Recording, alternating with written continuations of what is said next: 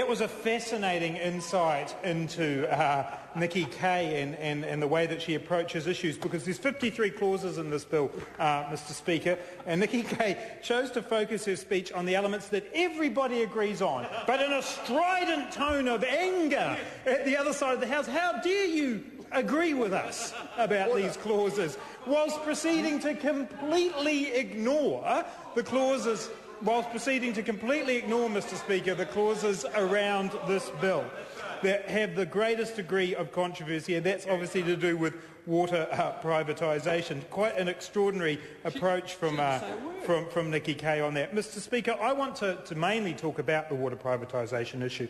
And I want to make absolutely clear that on this side of the House, of course we support improved transparency. Of course we support putting out good financial statements. But what we cannot support is a further erosion of democratic rights in the local government sector.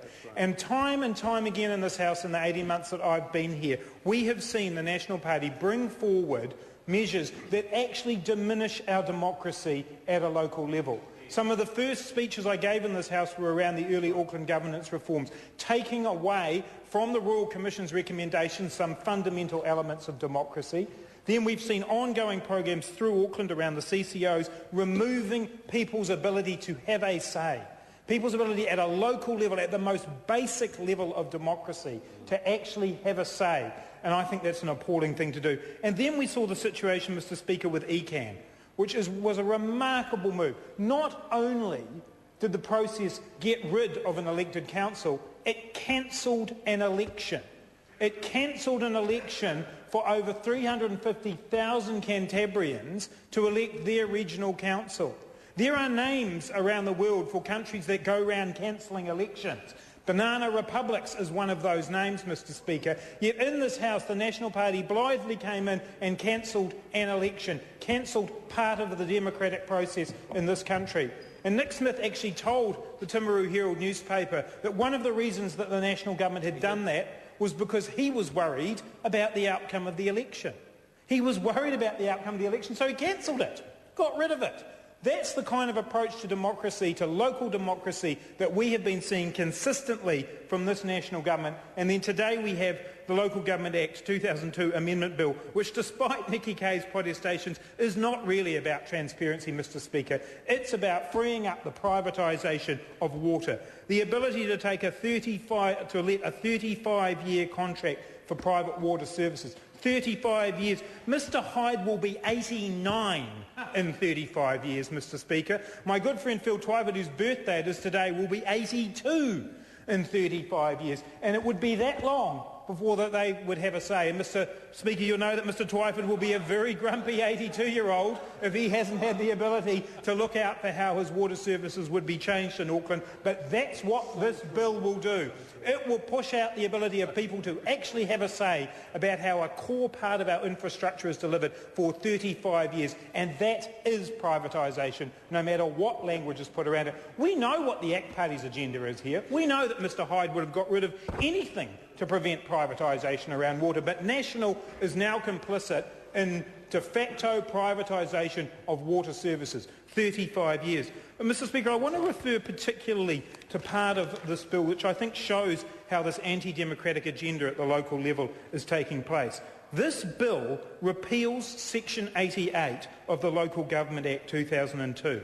Currently, where a local authority wants to change the delivery of a service, it's required to use the special consultative provisions of the Act. That's gone. So that means that the ability, when a major change is in place, the council is actually obliged to go out and talk to people. The way a core service like water is delivered, the 2002 Act recognised that that was something that was pretty important and actually needed a special consultative process. That is gone from this bill. So that's an important check and balance in the democratic process gone in this bill.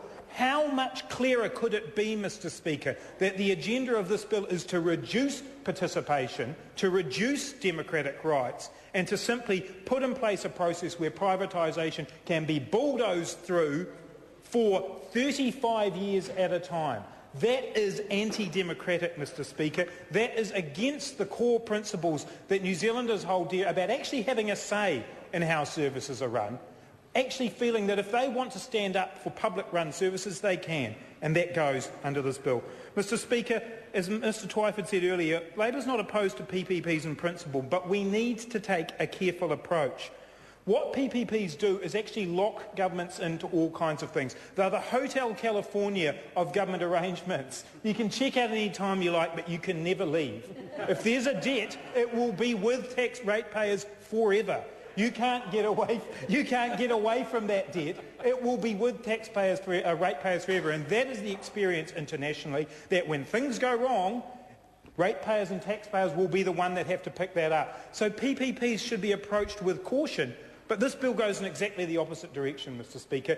It opens the floodgates for them. It puts at risk assets that have been built up for years and years by ratepayers, puts them into the basket of being up for grabs for the private sector, taken away from the democratic process, Mr Speaker, and I think that is completely wrong.